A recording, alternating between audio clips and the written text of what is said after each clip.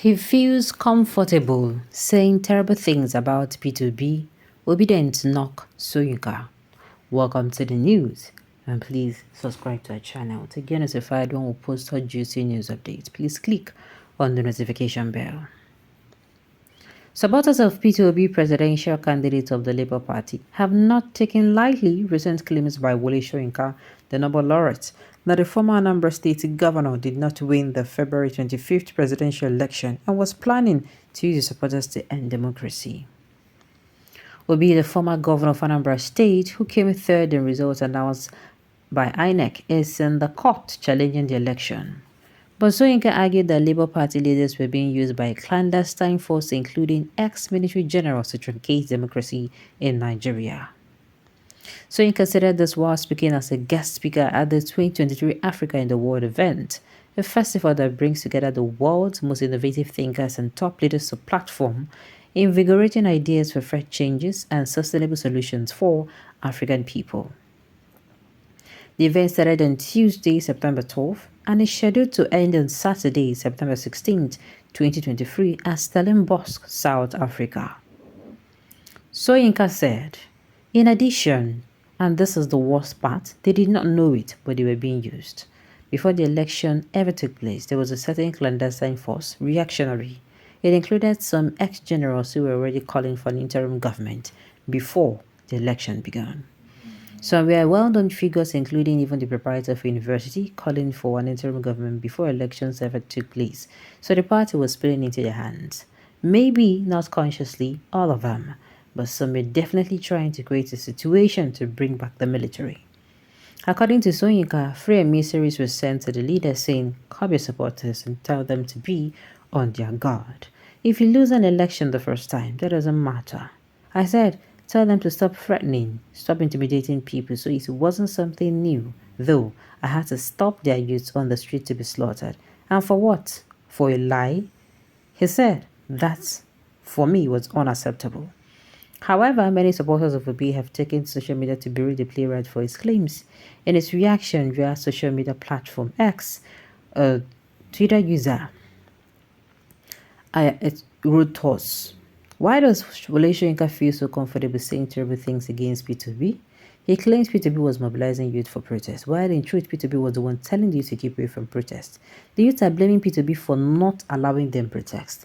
Wole Soyinka is saying P2B was mobilizing the youth to protest. Another Twitter user said, we have come to believe that Wole Soyinka won a Nobel laureate. He actually bought it just the way Tinubu bought his Chicago certificate. These old fools are the ones drawing this country backwards. Despite calling for peace, this cult is P2B and Labour Party were planning to cause chaos. On a spot, and not opined, lies from Soyinka won't give Bob Chicago legitimacy. Peter won the election by a very wide margin from Lagos down to Rivers and Abuja. Another user said, while Soyinka tried hard to mislead and misinform the whole world by hammering that P2B did not win the election, but he mischievously deliberately refused to address the issues so as to whether the election was free, fair, credible, and transparent. Speaking further, he said Soyinka lied that the Labour Party leadership attempted to mobilize young people to protest against the outcome of the election on the banner of lies and deceit, when in actual fact the people are tired of APC and needed a genuine change. Also speaking, another said, the so-called activists of yesterday, including Soyinka, have come full cycle. Only an unashamed revisionist rewrites events that many eyewitness account with broken limbs and memories of their dead. This man suffered from old age blues. Another opined. Earlier on Wednesday, a novelist and columnist Axif Soyinka, who in October 1965 stormed the Nigerian Broadcasting Corporation in Ibadan to stop a broadcaster from playing the address of the then Premier of the Western Region, Chief Ladokoy Akintola at gunpoint, had changed. At that time, the 31-year-old Soyinka, who was a lecturer at the University of Lagos, was believed to have stopped the announcement, which would have been followed an election believed to have been rigged. Indibe wanted to know why the same Soyinka had not been in support of P2B and the Labour Party, who claimed to have won the 2023 presidential election. Bola Tinubu of the All Progressives Congress was declared the winner of the election by INEC.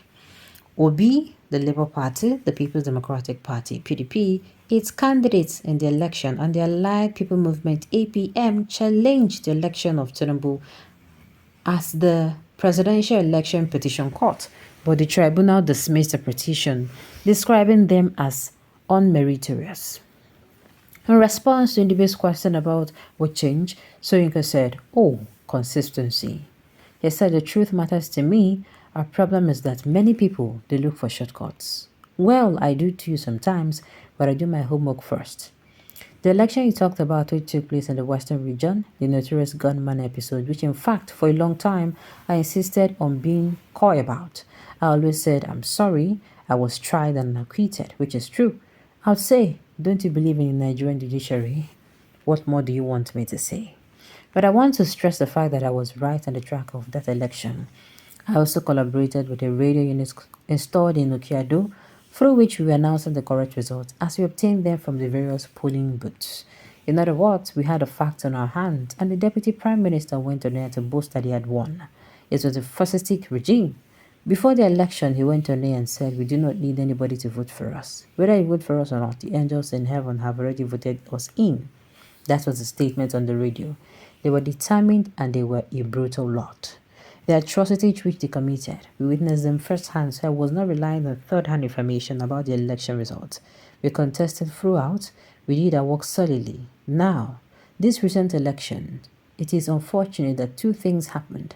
First of all, in this particular instance, one party took over the Labour Party, which is one of my favorite movements also, and then it became a regional party more than. Whereas it was a marvelous breach into the established two camps. P2B achieved something remarkable here, that it broke that mold. However, he did not win the election. Soyinka explained that the monitoring unit monitored the election, so I could say categorically that P2B's party came third, not even second. And the leadership knew it, but they wanted to do what we call in Yoruba, Bajui. That is, you have the force of arms, and you also have the force of lies. Soyinka go explain that no evidence. I'm telling you, he came outside and he's doing what, the way when they speak. I'm really disappointed, Sha. Sincerely.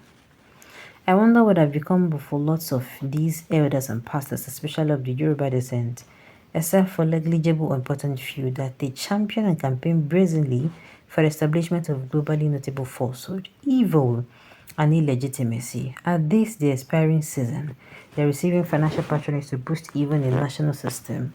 Hell is waiting for all of you. Calm down now. Calm down. Just calm down.